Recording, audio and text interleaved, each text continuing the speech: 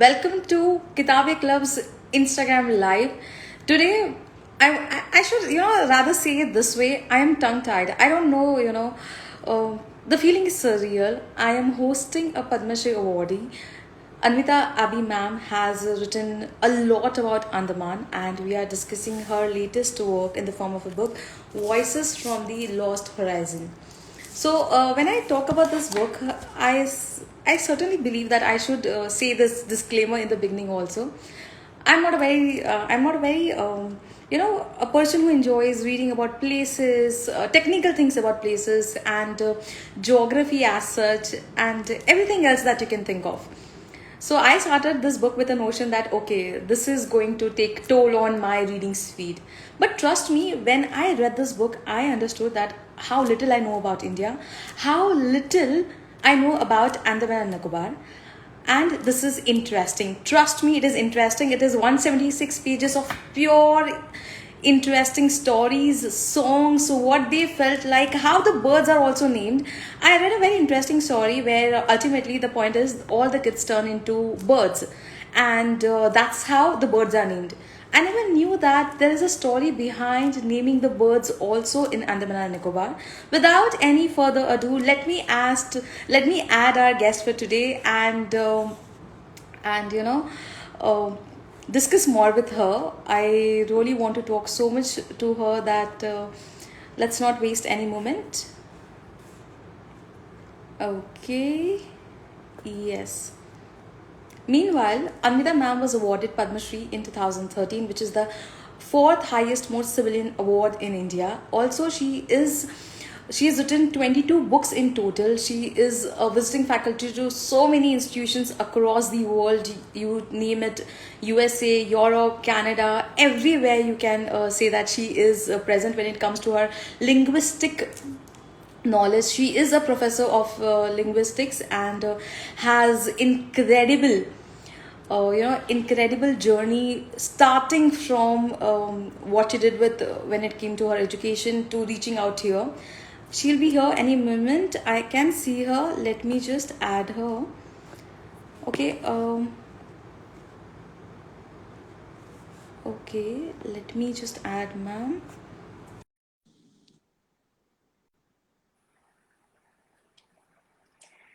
Okay.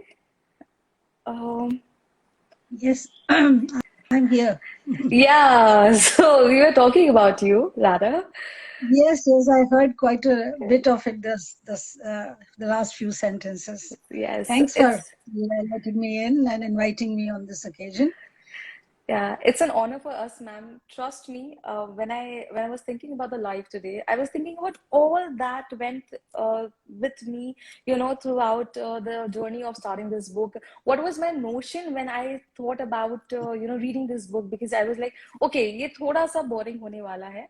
लगता है अंडमान निकोबार के जोग. I know I shouldn't say this to you, but then I just thought that this is going to get a little boring.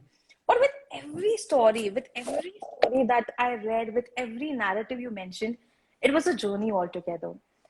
Ma'am, Thank you. it was interesting, and I would say commoners. I would certainly specify the word commoners, people like me who read fiction and non-fiction equally, but never ever venture into this book. This is a book for you. It is simple, it is informative, and it is good. I have recommended it to so many people that I am like now Thank you. I need Yeah, to it's a stop very this. unique, And yeah, it's very, unique. very It's unique. really unique. Ma'am, tell me, like how and why Andaman and Nicobar? I mean, why Andaman rather? You see, all my life in I taught in JNU for Hmm. 38 years, as you know, after coming back from the USA where I was teaching. I had a regular job, in fact, as an assistant professor. When I came back to India, my main objective was to work on tribal languages and those languages which are not researched on, because I knew they have very good, interesting structures, but we do not know much about them. And while I was working, I had worked on quite a few languages. I realized there are some very ancient tribes living in Andaman about whom very little has been researched and published. Whatever is published was actually done by the Britishers when they established the penal Oh, colony in 1868 in Andaman Nicobar. Subsequently, of course, after independence, several anthropologists, Anthropological Society of India, and a couple of linguists worked on these languages, but there was never ever an in-depth study. And I did not find any study which had the what we call language sciences sophistication. So the very little knowledge we had about the real structure of the language. So I very much wanted to work on the languages of the Andaman, and at that time I did not know that there were three different tribes living in these different islands. And I also did not know at that time that the Great Dumanis was the most endangered one and about to die, because when I first met them, there were only 26 people. But they multiplied very fast because they had children. So the children were not speaking Andamanis, they were speaking Hindi, the Andamani Hindi, which is a kind of a pidgin, but now it is very much standard there. So you see, the language was getting lost. So my interest in Andaman actually originated because of my love for tribal languages. And I had to do this, because I wanted to do it. It's very interesting to see your hard work in the form of book, which I'm sure is far more than what we see in the book. Ma'am, if you talk about Andaman as such, it is always considered a little secretive. It is considered little, little on the unearthed part yet you ventured into Andaman. So were you inhibited that, okay, this is a risky area I'm entering in everything general? You're right. Andaman and Nicobar also, but mainly Andamans, are very obscure to the Indian population. And even in our schools, we are not taught anything about Andaman Nicobar. Most of the time, if you look at the weather maps that you see on the channels, various channels, TV, they don't even have in the map the Andaman Nicobar shown.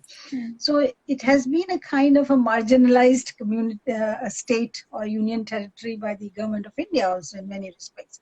And of course, very few people know about Andaman. In fact, the knowledge about Andaman came to Indian people only after tsunami. When the tsunami came and all these, flashes were coming on the television, people realized, oh, we have a part of India which is tucked 1,500 miles away from Kolkata or Chennai, and these are union territories of India. So yes, it was very obscure. My interest, you see, I thought of, I did find working in very challenging. You see, I'm a field linguist. And as a field linguist, I'm prepared to, and I have with my students, of course, and my students are also trained similar way, and they are also doing now in their own respective manners, wherever they are, taking the challenges of working in a very new region, new area, with the new kinds of people. So I was not very challenged as such. But my pilot survey in the Andaman, when I did it in 2000, December 2001, January, I did a pilot survey. So I moved from all the way from the northern part of the Andaman to the lowest, the southernmost part. And then I took a ship and went to the Little Andaman, which was very risky, I was told. But after that, I realized that this is a kind of area which I had never explored before. And I felt challenged in two ways. Academically, because I realized that the languages were very different. They appeared to be very different. And my pilot survey research showed that the Great Andamanese was separate, altogether a class apart, other from the Jarawa and Onge. Before that, most of the linguists used to club all these three languages as under one rubric called Andamanese. And I realized, no, they're two very distinct, looks like genealogical families. And the other thing was the terrain, with crocodiles and with snakes and, not knowing swimming in the sea. What, I can't even swim in the swimming pool. So what are talking about this? You make it sound so simple. You make it sound so simple. Yeah. And, the fact that none of us, me and my two of my research assistants, now they are professors in their own right. But at that time, they were research assistants. None of us knew how to climb a tree. And we got a scolding from the boatman saying that, kya hai, Andaman aa jate hain, ped pe chadhna bhi nahi aata. So I realized, this was a very essential. exercise that we should have done, because when there is when the tide comes and the sea engulfs the entire land or the shore, what you are left with mangroves, and it's not easy to walk on mangroves. Have you seen mangroves have very kind of entangled high roots? Yeah, only Jarvas can run on it. We cannot. We just cannot even walk. So the best thing is to go up the tree and sit there till the water recede, you see. So we realize that we have risk of those kinds, but yet more the risk and more challenged I felt. And I said I got to do it. I came back, discussed with the members of the faculty, and nobody was interested. They said, no, we are not going there. And everybody wanted to be, cushy in their respective nobody domains. likes breakfast में आपके साथ में crocodile है, ऐसा कोई चाहता नहीं है ना. And it was risky because the little, and I've written, I think, in this book also Yes. in my experiences, in the little Andaman, it was very, very scary because the one had to cross various creeks, and those creeks were laden with huge crocodiles. I've never seen such huge crocodiles in my life. I mean, my seeing of crocodiles were only in the zoo, actually. So these were the real ones and untamed ones. And there were many snakes. There were many snakes. I'm sure they were non-poisonous, but anyway, I little don't want Andaman. you to test also whether they were poisonous or non-poisonous. So yes, the terrain was difficult, but I did not work in the intensively on Little Andaman or Andamani's language, which is called Onge. I worked on Great Andamanis because when I presented my results in Germany, after working on these three languages, everybody in the hall, or all my linguist friends internationally acclaimed linguists, thought that I should drop everything and work on Great Andamanis first, because there were only 10 speakers left at that time. Out of those 10, only 3 were good. I mean, I would say were speakers, the other were rememberers. I mean, they would not speak unless you coax them to do so. So all this, told me that I must address this question as soon as possible. So I applied for a grant and I got it, which was, that's really good. So this is how it started, my journey to Andaman in 2005. My intensive, in-depth study of Great Andamanese. I started in 2005, actually. Wow. And since then, it has been an ongoing process because I think, language touches human life in so many ways. And we don't realize when we speak that there are so many realms we use the language, whether we are, we are hating somebody, we're accusing somebody, we're abusing somebody, or we are loving someone, or we are thinking about something, so language is used in so many ways. So every time I, look at the language and I realize there is more to be done. Unfortunately, most of the speakers are gone. There are only 3 speakers remaining, and they also don't speak among themselves, which is very unfortunate. And no matter how much you initiate them, they just don't want to do it. So it's a going on case. And I'm happy that these stories and these songs that you have in this book, the narrators are no more. The singers are no more. And I'm happy that I was there on the island. Actually, they were collected, we started collecting in 2005, but as I have written in my book, I've also written the process of elicitation.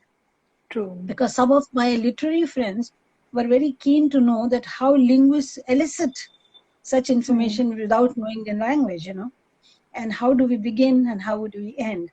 So I thought I will explain in very simple language that how elicitation process started.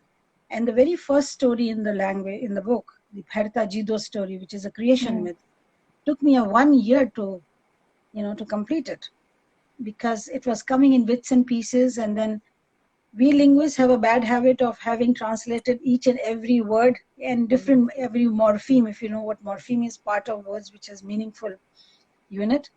So, elicitation takes time. And the person who's giving us has to be very patient and knowledgeable.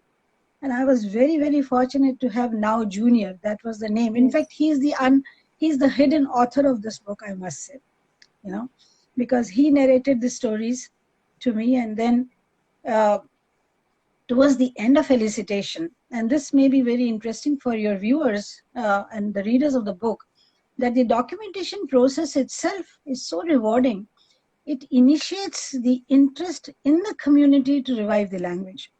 And what now Junior told me in the beginning, that I don't remember and I have forgotten the language, Yes. came to a point towards the end of it that he remembered everything. And in fact, he remembered more than I could record. And my time was coming up, so I had to leave. And he thought he had revived the language. So because he says, now I can speak the language. So that was Wow. the biggest reward. But he didn't live long, and he died of kidney failures. Yes. He couldn't teach his language to the children. He wanted to be a teacher, but the government didn't allow him because he had no certificate. As you know how things go, bureaucracy in this True. country. So he could not be a teacher. I wish he had taught the language to some people, you see. Yes. I So, remember this clearly. You mentioned in the book earlier that, he said that he doesn't know it. And there is one particular point where he comes to you, huffing and puffing that I remember a story. And that's a very funny story where you mentioned so much about his decency to not to say this story to a woman. And it's a story yeah. about, I don't want to, I don't want to share the story, what it is about, but it turns out such an amazing story that Yeah, that and amazing experience. personality. Amazing Yeah. personality. People, we generally call, you see, these Andamanis are called jungli. Hmm. Even in port, a lot of people say jungli, and I don't like them being called jungli because, I mean, lo and behold, these are, I mean, I found them very, very sophisticated people, very Hmm. civilized. I mean, he knew that he cannot tell this story to a woman. I don't Yeah. think any city men would think twice, telling me that story. So True. True. this is amazing, and he was so soft spoken. Many of his recordings are no good for me even now Hmm. because he was very soft spoken. I had to always tell him, now thoda zor se bolo, now thoda zor Hmm. se bolo. But he was so soft spoken, and he would not raise his voice. And so are others, in the community. So they are very decent people, and they have much better sense of humanity than we Hmm. have, though they had been hunter and gatherers. And the biggest, I think, quality that they have is of sharing, which is amazing. There's nothing like possession, the individual Oh. possession. Everything has to be shared. So they don't mind sharing your things, and don't mind you sharing their things. You see? So this idea of sharing is so deep rooted that when government of India comes and shows the paper that you own this piece of land or Hmm. you own this part of forest, they're totally aghast, what kind of possession, how can you possess a nature, or how can you Hmm. possess natural things, Hmm. that's for everyone to share. Very true. And that's very well reflected in the book also. Ma'am, on the similar lines, I would ask a very technical question. I know from my angle, from being a non-linguistic person, I would say this is a very technical Mhm. question, but I'm looking for something from you, which is which will make our viewers, our listeners understand how this division works. Because till the time I haven't read your book, I didn't knew there is a division. There is a kind of division where we divide India into a particular format. I'm just reading that so that I don't go wrong in my words.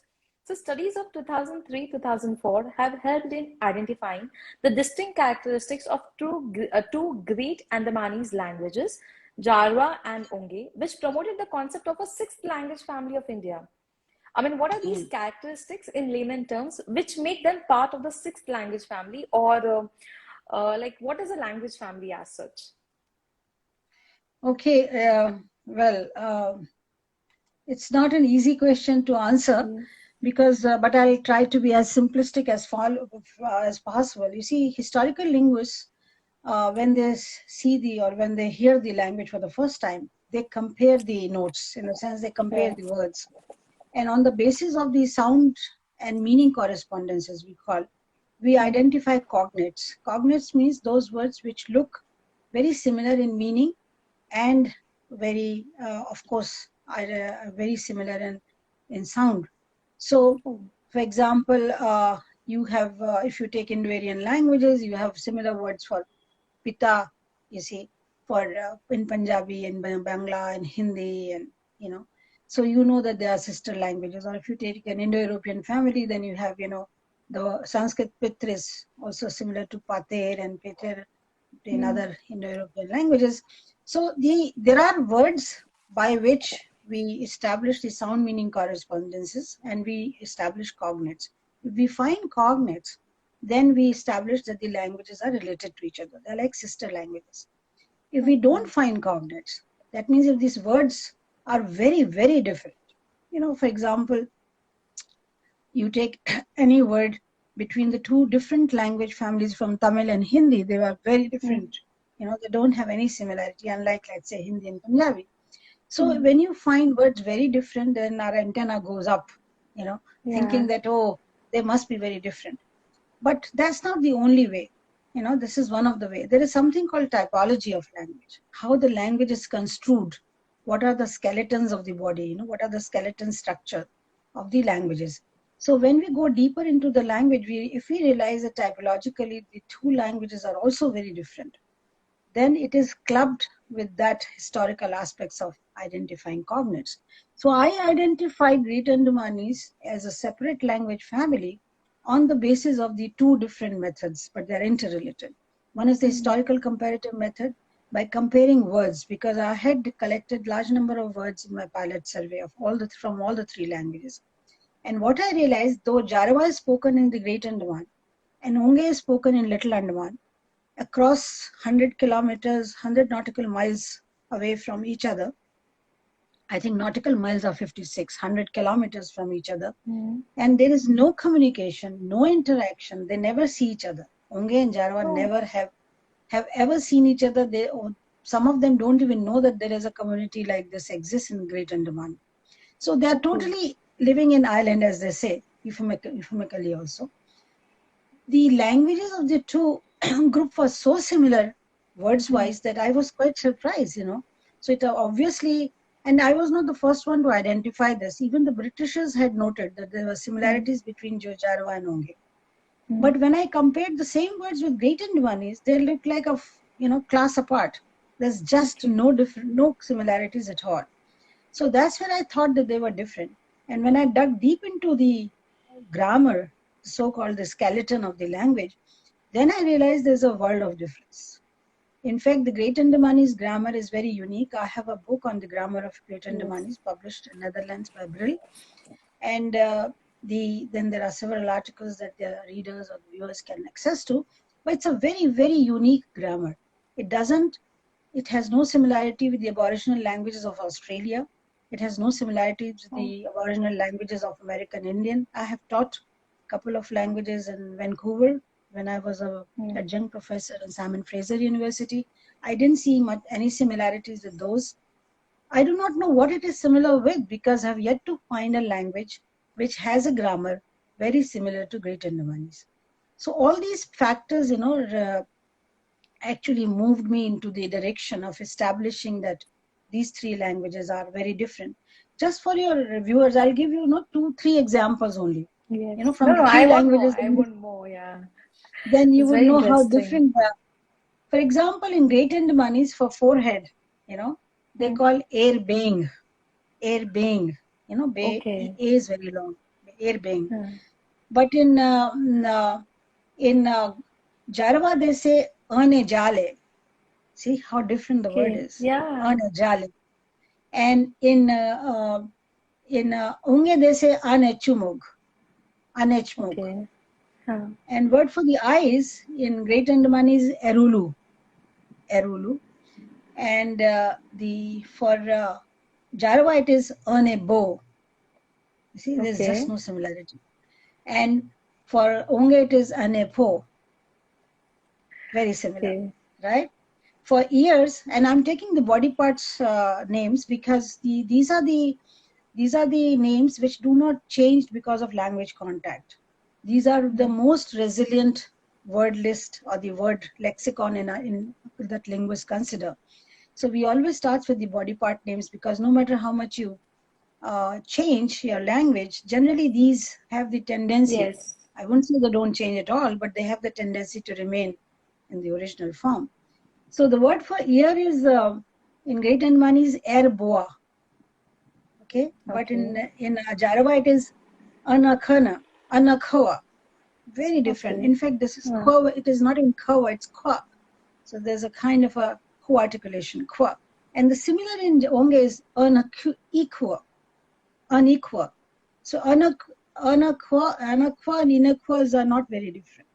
But look at Great Andaman is erboa. There's just no similarity. You see? And similarly for elbow, it's a long word in Great Andaman is balatara dole. You know, balatara dole. While in Jarawa it is ane itoha. Ana itoha. And in Onge it is an itoge. So, similar, like there are many, many words, not only in body part terms, but in other terms of which concerning nature, especially the plants, the trees, which are indigenous to Andaman. Those names are also different, very different in the three languages. I have a book, I produced a book in 2006, which is called Endangered Languages of the Andaman Islands. Yes. This was published in Germany. And that book has the rough, I should say, a very preliminary sketch of the three grammars. But I have compared that, these three languages. Then in the sound system also, that is also a very big, good indicator of separating of a language from another language. The kind of sounds one language has is indicator of that it belongs to a different family. Great Andamanese has large number of consonants, while Onge and Jarawa have very few consonants. Then vowel difference is a lot. The kind of vowels that you find in Onge Jarawa, you don't find in Great Andamanese. And there are many others, sounds which are now getting lost in Great Andamanese. For example, let me try to pronounce it. Something like, you bring your lips close together. You try to pronounce p, but it's not a p. It's a fricative. So there has to be a friction. So it's like p. Now this sound does not exist in Onge and Jarawa. It used to exist in Great Andamanese, and still there is a speaker who's alive who has it in his repertoire, but he doesn't use it because they are not using the language. You see? So there are sounds also. So the grammar, the sounds, the words, all these three indicate that the two languages like Onge Jarawa constituted one family. And so maybe it's the seventh language family. I mean, unless we find some more languages of the similar type, I'm not calling it a seventh language family. But perhaps, accidentally I have also found a seventh language family. Oh, wow. Because Great Andamanese has 10 languages once upon a time. So it had a full family, and all the 10 languages were spoken in the entire Great Andaman, from north to the south. But Onge and Jarawa, we do not know much because Sentinelese, whom, as you know, we have not approached yet, and they shun any contact, and thanks, they do shun any contact. You see, this may be similar because their body structure, those people look alike. We have no recordings. I saw a couple of the recordings that Government of India did from long distance, but the audio quality is very poor. I could not catch even a word. But I have a hunch, and I'm not the only one, but there are many others who also have this hunch that it is perhaps related to the languages called Onge and Jarawa. So the Sentinelese may be another sister language. And there was a language which was spoken in the south of Great Andaman known as Jungle. Again, this name has been given by the Britishers. That got extinct in early 1930s, 20s, I think. So we also have no traces of that. Maybe that was part of this family. So who knows, was a seventh family also. You never know. I guess with your works coming up, this might be the next thing you're talking about, the seventh family. What you said made me realize that now very clearly. It made me realize why sometimes a story took a, a year to corroborate, to get ready, to get written from, and makes me rather, I would say, respect you more for the effort you have put in for preserving a language which it's going to die. I mean, it is dying because there are less number of speakers, and the kind of research, the amount of time you have put in, it's so overwhelming to see. At the same time, I would just like to say that your book, no doubt, has a lot of pictures of Andaman, what happened, the bird images, I would say. It also has those QR codes where you can scan and check the videos where you are Yes. recording, and it makes me part of your journey. It makes me part of your research. Thank you. I think credit goes to the publisher. I didn't think of it and I didn't know about it. It is Trisha who Oh, thought about this, and it's a very successful attempt because now many people are catching up with this. And you don't need any physical element to put this, because when I did my dictionary of great Dumanis, which again is mm, a very, it's like an encyclopedia. In fact, the mm. Chris Mosley, the person who wrote who's editor of the Endangered Languages, UNESCO Atlas Mm. of Endangered Yes. Languages, the famous one. Chris Mosley wrote the foreword and he says, why do you call it a dictionary? I think it's encyclopedia, because I have put in everything that I collected, every little tiny bit of knowledge that I collected from Great Andamanis is in this dictionary. It's a trilingual, triscriptal talking dictionary. And we had to put a CD-ROM, so you upload the CD-ROM and you can Yes. hear the dictionary. But Trisha thought that now the CD-ROM, naturally the laptops don't even have the CD-ROM facility. So that's bygone era so fast, Mm, we are moving mm. in technology. So she thought of QR code and it's working. And eventually, let me tell your readers and tell your viewers that eventually all this audios and the videos file that I submitted will be available on Niyogi Books website, because Yes. these are the book was getting heavy. So we have a few only as a representative sample, but we have a larger number of a treasure, much bigger treasure, which will be available to all the readers, through the book on the website. Very true. I mean, it is very connecting to know what was the entire process. At the same time, ma'am, I would like to ask you that you know you talk so much about Andamanis, you talk so much about preserving language and in turn preserving the culture, Indian culture, or maybe heritage, or whatever the words you would want to put in. But nowadays we see quite a lot, inclination towards English, and Yes. so as a linguist, why it is necessary to preserve a language? Maybe your native language or a language which is locally spoken in the area, why it is necessary to preserve it? You see, there are many reasons, but I'll just focus on one or two Mm, basic reasons. You see, languages are the treasure house of your culture, of your philosophy, of your worldview. And very few people realize that the kind of culture you come from, the kind of philosophy and the worldview that your ancestors had held has been passed on to you through your language. If you lose your okay. language, you lose that connection. You lose that kind of worldview. Now, the Great Andamanis itself, the kind of worldview is reflected in their language. That's what I've said, that the language structure is so unique because their worldview is so unique. Now, if they start learning English, their Mm, worldview will change, you see, and it will change to something which they have not grown into, they have not grown with. All languages are, in a way, you can say that they are ecological as well as uh, archaeological signatures of the communities that maintain close connection to the environment. There's a lot of environmental information tucked in the language. And if you lose that, if you lose your language, you also lose the indigenous knowledge about the environment. And this happens vice versa also. When there's a deforestation and when we tamper with our environment, we also lose a lot of words and the knowledge about the environment in our language. So this kind of an very intimate connection between the environment and knowledge is preserved in the linguistic structures of the language, in the words, you know, in your philosophy. I generally quote a word from one of the languages of Great Andamanis called Sare. The word is Ropuch.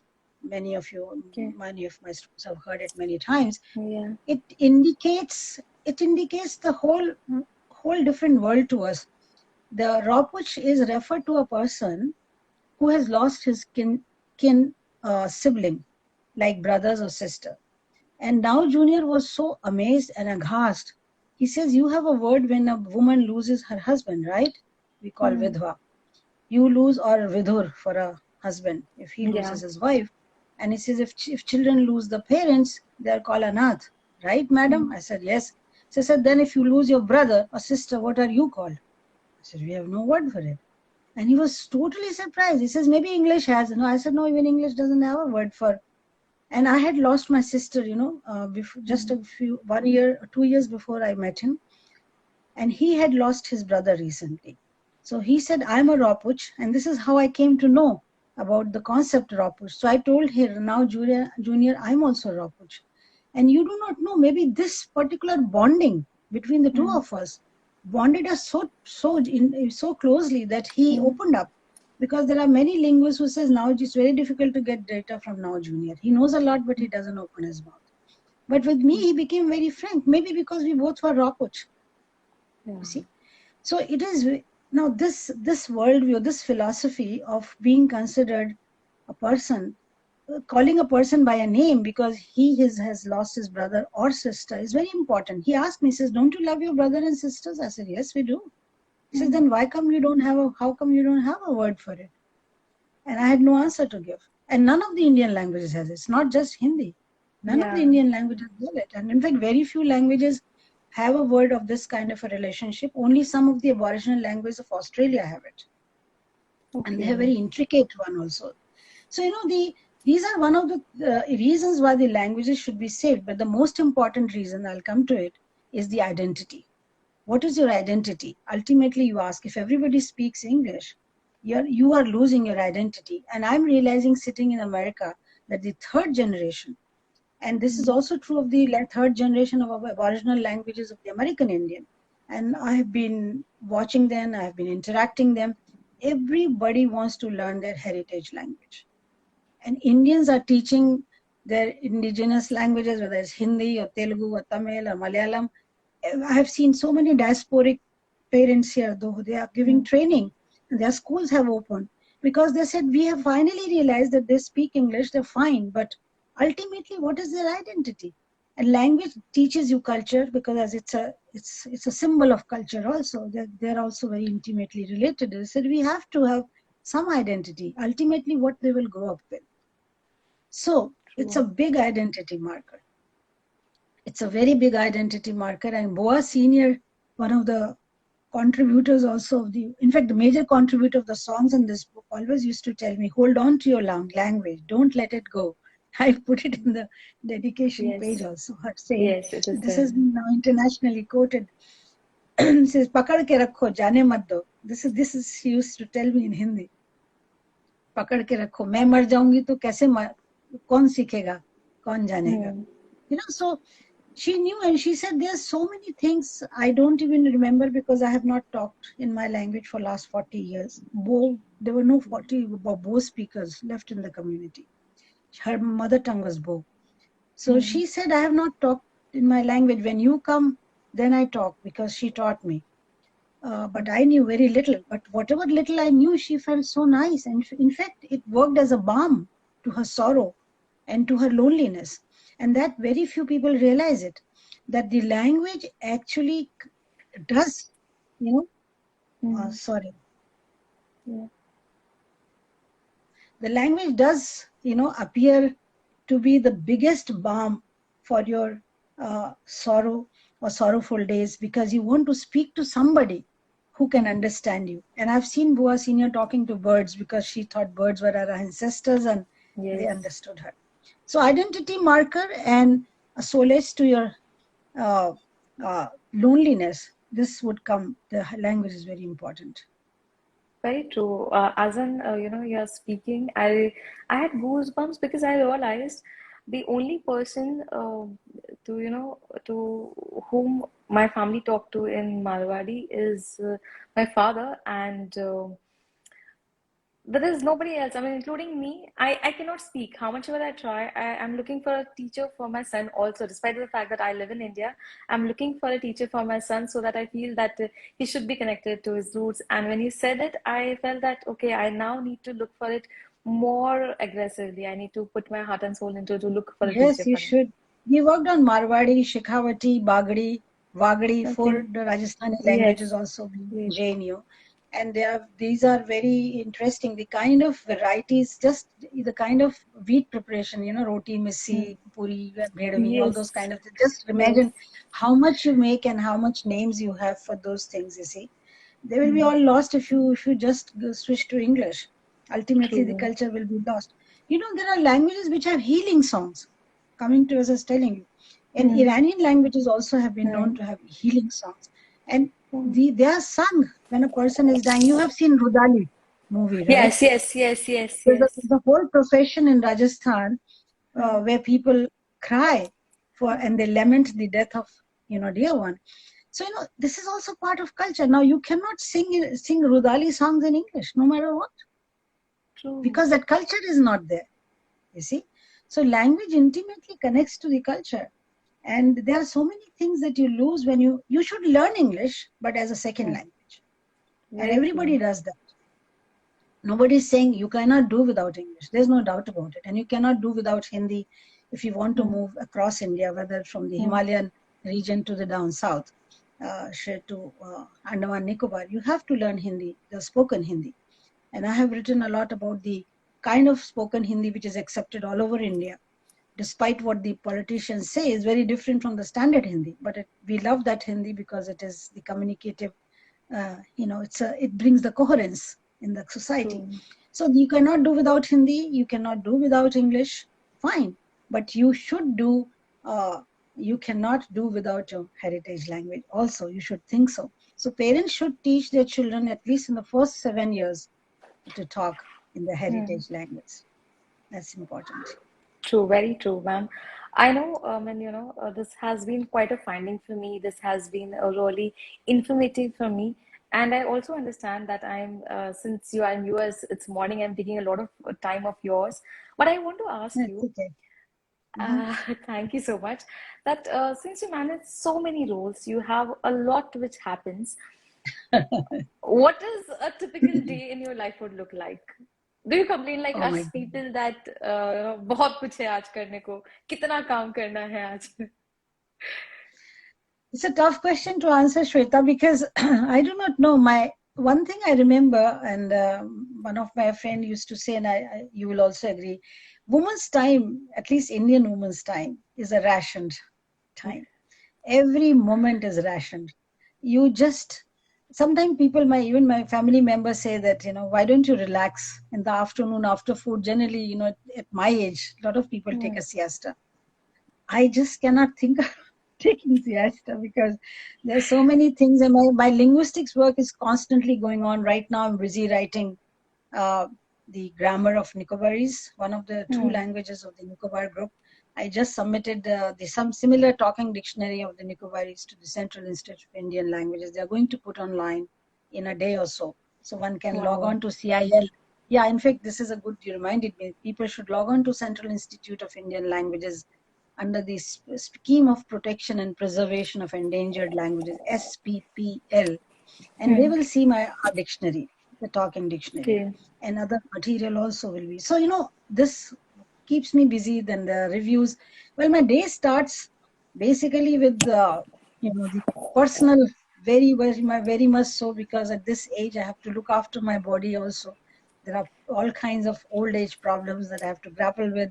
So it starts with exercises, but then it moves on to some household chores. And in America, especially, I'm with my grandchildren. So I'm enjoying a Lovely. very, very, very happy life, and very fulfilling life, because they are at the stage they always say, tell us a story, tell us a story. So in fact, one of my granddaughters always she always has a bait to do anything. If I ask her to do something, she says, first tell me a story, then I'll show you, then I'll How do this. lovely.